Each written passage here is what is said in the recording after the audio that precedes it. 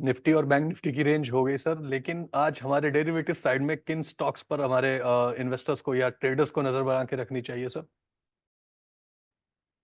जी, तो देखिए मैं 2 आज ऐसे फ्यूचर्स स्टॉक फ्यूचर्स को डिस्कस करूँगा, जिसकी स्टोरी जी। ऐसी है जो यूएस फेड के डिसीजन से उसका कुछ होना नहीं है, वो वैसा ही चलेगा जैसे हम्म। उसको चलना है। तो पहला आप देखिए एमजीएल, एमजीएल के फ्यूचर्स को आप बाय कीजिए, करंट मार्केट प्राइस है 1907 1907। आप यहाँ पर भी बाय कर सकते हैं ओपनिंग पर और 1970 पर 1790 1790 पर स्टॉप लॉस रखें। मुझे लगता है कुछ समय में 2150 के टारगेट आते हुए दिखाई देंगे। तो यहाँ तो पर यहाँ फर्स्ट पर क्वार्टर के फर्स्ट रिजल्ट्स क्वार्टर के बहुत रिजल्ट्स बहुत।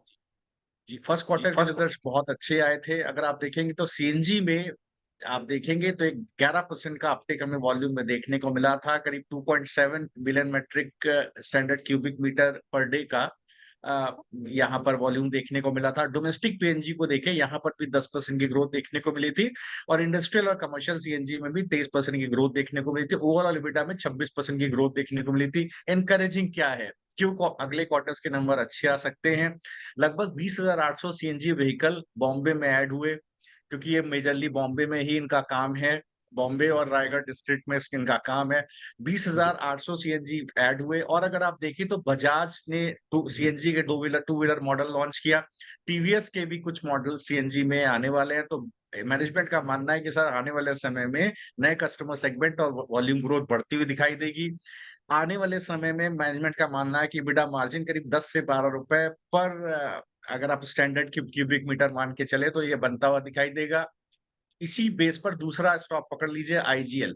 ये थोड़ा सुस्ता रहा है स्टॉक, फर्स्ट क्वार्टर के रिजल्ट्स अच्छे नहीं थे।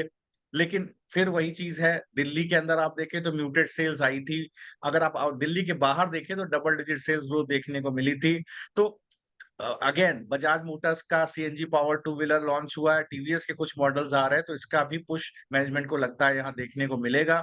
तो ये जो दूसरा दूसरा ट्रेड है इसको इसको मुझे लगता है कि आप इमीडिएटली आप यहाँ पर भी आईजीएल में भी ट्रेड कर सकते हैं। 549 का फ्यूचर्स का भाव है।